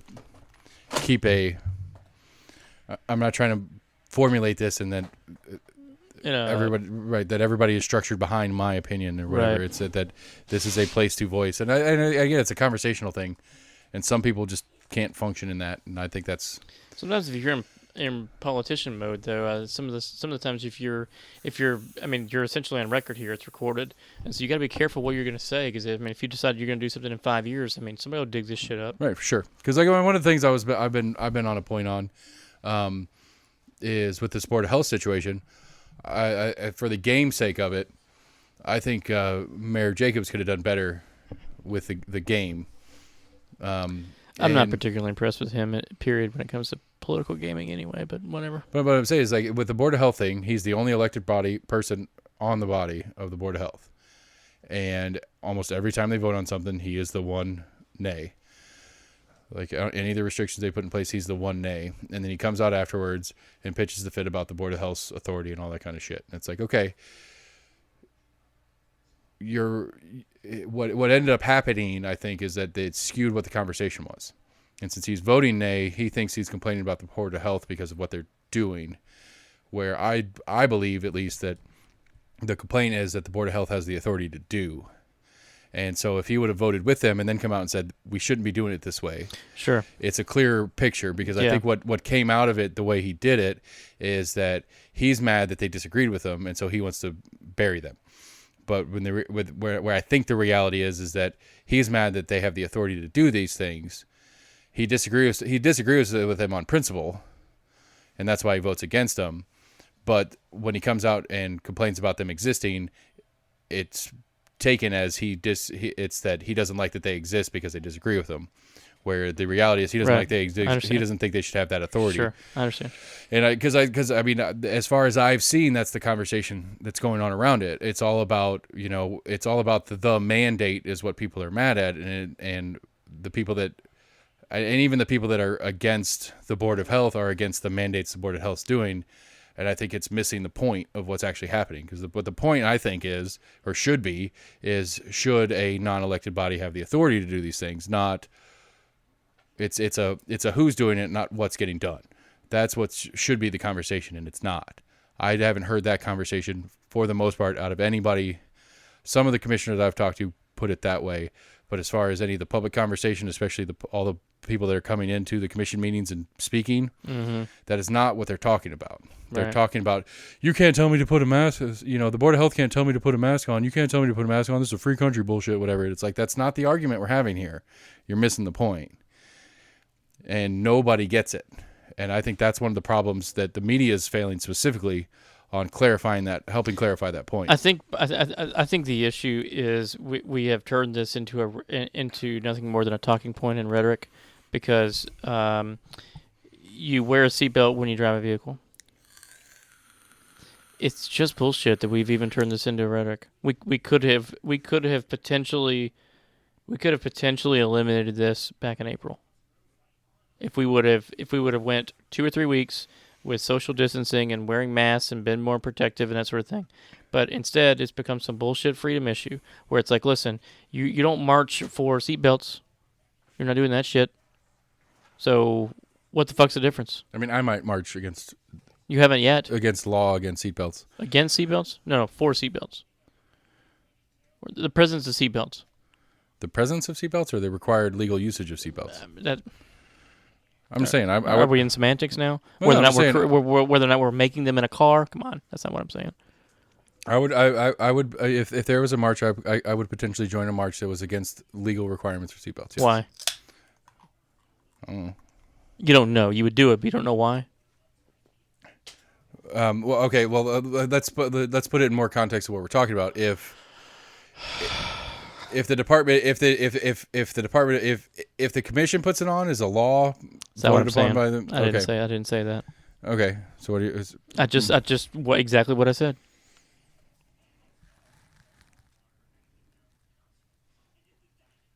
I for the life of me, I can't understand. Like, are you thinking because you just want to have a good discussion? Because there's no way that, like, you are smarter than this. You haven't marched but God damn it, it's my freedom to not wear a seatbelt. You haven't done that. You've never done that. It's true. So why would you even spend 2 seconds thinking about whether or not you should do that? You've never done it before. Right. So it's dumb. Okay. So anyway, my point of all this fucking nonsense with the mask is it's just a bunch of fucking bullshit. It's all this is. It's bullshit. It's reinforcement of the binary system is all this is. It's all this fucking bullshit is. It's rhetoric. You're feeding to people that don't fucking understand. That's all this is. It's nothing more than that. I agree. I don't disagree with that. It's a fucking big, gigantic, goddamn waste of time. So I guess the question is... And life, for that matter. Not only is it's a waste of time and life. So I guess the question is there some... is there a specific starting point with intent on this, or is this just intent natural? Of what? Like, is there a person or a group of people that push this into a useful? Are you trying to backdoor me into blaming a group? Is that what you're trying to say? No, I'm just trying to say, like, is just realistically in the way politics work at large, was there an intention to make this a political issue where it didn't need to be, to help reinforce said binary, because that keeps the binary functional, not functional for me and you functional, but in those two parties, as you often like to reference, that they'll go out there and on camera they'll shit all over each other, but then they'll go sit in the bar and hang out, like that kind of thing. Is this a play to keep the system status quo? Because as long as we keep the I hate you, you hate me, the other is the worst. I think for some folks, yes. I think for the Ted Cruzes of the world, 100%. This fucking wackadoodle GED lady, yeah. I think that the only reason why they're doing this is because they are now pandering to a group of individuals who will vote for them no matter what they do or what they stand for. Yeah, okay, so it goes 100%. Right, it goes back to the idiot voter. Yes. That's susceptible to playing the game. Being a pawn in the game. That has been beat over the head that this is the game that they're playing. Right. Which runs into one of the things that I've that has become concerning to me, is that it's like with a public school system, is that, like, what incentive does a public school system have to better educate our children when it's government mandated stuff that's putting them in that's it's government funding and it's government mandates that do the different shit that's happening? What incentive do they have to actually educate to a critical thinking level that are going to look past this bullshit and go, this is not right? And that freaks me out as a parent. Because if I'm a Ted Cruz of the world, I'm like, I don't really want smart kids coming out of our schools. He went to Harvard. He did. I'm just saying the point is, if you keep them sheep, you can still keep them sheep. You just mean if you teach them critical analysis, you just need to make sure that they critically analyze on your team.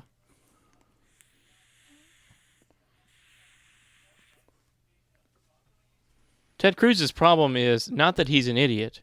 He's actually a smart dude. His problem is he can orchestrate some arguments that make it seem like he is with these people. He's not with these people. But but that's what I'm saying, is that what is his incentive? Power. What is his incentive to better educate? He doesn't have one. That's my problem. That's the concern. Well, sure, but I mean, what are you going to do about it? I mean, you're not going. There's the rub. I mean, well, but then the other thing, which is probably the elephant in the room, and you should probably appreciate this as much as the next person, probably more, at the end of the day, there's only going to be a baseline level of education that you're going to get from the school system, and a lot of that stuff is going to have to be, stuff that you learn from home, which is what you guys do anyway. That's not like a novel idea, but this idea that the fucking government is essentially teaching us how to critically think is a complete misnomer and a bunch of bullshit anyway. They're not going to do that for the very reasons you just described, and so it has to be taught from home, which is how really it always happened in the first place. I agree with you, but I fully agree with that. With what you're getting at, it's the problem of moving forward from this with the understanding that that's the structure. Okay, yeah, for us that might not be, for me personally, and for what I'm working to do with my children, may not be that big an issue.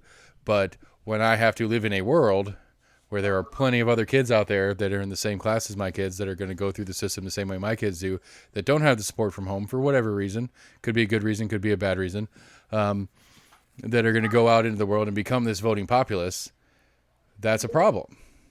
Sure. And there is no solution to said problem, and it's fucking depressing. Sure, I don't disagree with that, but at the same time, that's how it's always been. It's just more magnified now. We have more sheep now, which means you need more critical analysis now than you ever should have needed it, and we actually have less. We have snowflakes on both sides.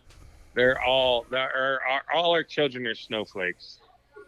1% of them have a usable skill in life. If it's not playing on Xbox or playing on some kind of phone. Okay. Okay, so what does that mean? We need to move to Nicaragua on our island. That's what we need to do. Because in 10 years... Yeah, you're sober, right? Yeah, I'm sober. Okay. All these snowflakes are going to be voting and running our country. Jesus, I want some 90-year-old politicians now. And it's taken me the opposite direction of what I've always thought. Obviously, you guys don't agree with me. I don't think in 10 years I don't think in 10 years the United States is going to be in shambles. I don't believe that. So here's the real question: did our parents have the same conversation? Yes. Did their parents have the same conversation? Yes, that's why I don't feel that way. When he was saying that, I was thinking of the Hank Williams Jr. song "Country Boy Can't Survive." Mm-hmm. The preacher man has always said that it's the end of the time. Now it may or may not be right now. I don't know, but he's the preacher has always been saying that the end of times are near. Right. And so our parents have always been saying that, oh my God, you guys are going to be, running the country. And then their generation before them was saying the same thing. And I'm not saying things are not bad right now. I'm just saying that sort of that approach has been around for a while. I'm not saying that things are not bad again. I just want to throw that out there. But I'm not saying that Nicaragua on an island is a bad idea either. That's true. I mean, we're not disagreeing with the premise of what you're saying. We're just saying that this is not new. I'm saying we're not. Social media is not. Social media and TV and video games and electronics are, has not taken over children like it's taken over children. Yeah, but now. A phone just an actual phone in the household, a TV in the household was we had one big fucking box when I was a kid. With a 12-channel dial or whatever.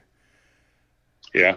Get off my lawn. Exactly. That's what I'm saying. It's like that there was a generation that steam power wasn't a functional thing, and then steam power became a thing, and I'm sure the same a very similar conversation where you replace electronics with steam power was happening on that level, and it's just the new level of technology that's moving forward.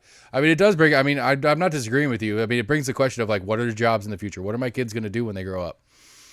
What are the things that they're actually going to do? How much AI is going to take over different parts and pieces? How much robotics is going to take over parts and pieces of the economy and stuff like that? It's a real conversation to be had. I'm not saying we shouldn't have it, but at the same time, this isn't a new conversation. I mean, fuck, there was a conversation when Grur built the fucking wheel, and we were like, what the fuck is that thing? And now all of a sudden the wheel's fucking everywhere, and all the people that used to carry rocks on their back are now carrying rocks on a wagon. It's the same conversation. It's just updated for the new version of technology over time. And because now they're pushing the wagon rather than carrying the stuff. Like, these kids nowadays don't do shit. Like, nothing.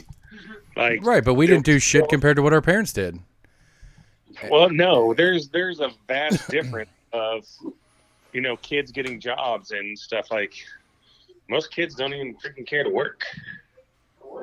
Right, but we don't care to work as much as our parents did, and our parents didn't care to much as work as their parents did. No, that's not true. Because if you go to your parents' you had one person working in the household and the woman stayed at home and watched. Then you go to our parents' household and then both parents worked.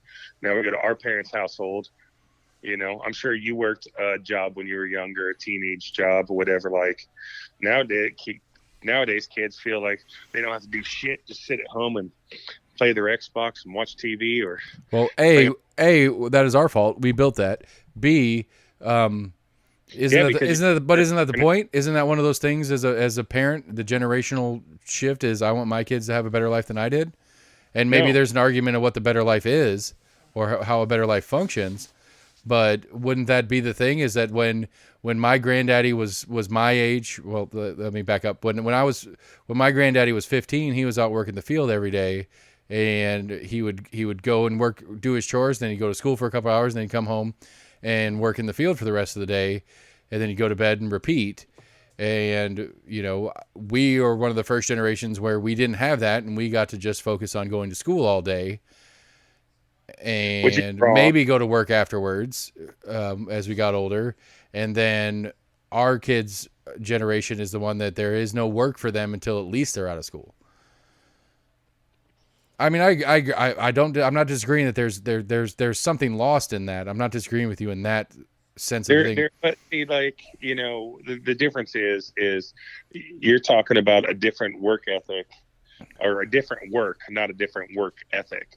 Like, I didn't go and plow fields in my granddad's property after school or before school, or get up and get the eggs and milk the cows and stuff before I went to school. But, like, I went to school, got off, worked a job, did stuff like played sports, did things like, I was busy. I was constantly doing stuff. Did I play video games in, PlayStation? Not PlayStation, then have PlayStation. Nintendo. And stuff like that. Yeah, absolutely. I did. But I still had other responsibility I have to do. And it seems like nowadays our kids don't have any responsibility. But that's the point, though, is that we built that on everybody. Because that's just like, you're an asshole if your kid doesn't have a phone when he's in middle school. Right. I'm not disagreeing with you on it. Right. You get pressured from, your kids have cell phones yet? No. I'm trying. I'm holding out as long as I can. They got iPads though, right? They got some Nintendos, yeah. They got Switches. Yeah, so they have something that they can. Yeah, and stream. I mean, and somehow accidentally, Eli especially is super into some pretty cool YouTube channels that are actually somewhat educational. Like he's come to me randomly, like I saw this YouTube video about this thing. AC and I were he came down like before we started recording and was telling AC about these different Lego builds or whatever, and I told him to tell him about what was the thing? I don't remember. The imaginary audience. Yeah, the imaginary audience. Yeah. Do you know what the imaginary audience is, Max?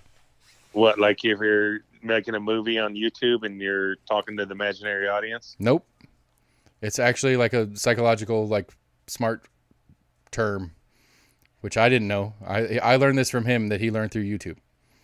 Imaginary audience is when you're in a public situation and you're moving through the room, that there is something inherent in you as a person that you assume that everybody is watching you. It's an imaginary audience of everybody in the room is actually paying attention to you walking through the room. And so you do things where you try to make sure you're not walking like a moron, or you make sure your hair's cool before you walk in the room, or you're questioning whether or not this is the right outfit to wear tonight. So that's a new. Go ahead. No, that's a new thing. That's not a new thing at all. But I wasn't aware of it specifically through the term and the idea of it until he brought it to me. I didn't know the term either, but like I think everybody when they walk in a room, they think, oh, are people watching me, or people looking at me about what I'm wearing or what I'm doing, or how I'm acting. I think that's I didn't know there was a term called imaginary audience. Okay, but did you understand that the idea of what that is when you were 10? I don't know when I was 10, because I think understanding people what that. I'm always the highlight of every room, so people are always looking at me. So I I've mean, grown up. you're correct. You're at least the loudest person in the room. So it is not unfounded to think that everybody is looking at you at some point. Correct. But as a 10-year-old to actually understand the logic of what that means is a pretty big thing. Because that is something that I think back to my younger self, maybe not a 10-year-old, but I think, it's like you do things when you're a kid and you internalize things and you internalize people's reactions in an inaccurate way because you think they're paying attention to you. Like little Susie over there, she did something with her hair. That's because she's trying to show me something when it has nothing to fucking do with anything. And that's a thing that you put in your head, and you all of a sudden change your actions because of that. And for a 10-year-old to actually understand the premise of that and apply that in life, I think it's a pretty big fucking deal. I think more of as when my first grader told me what onomatopoeia it was.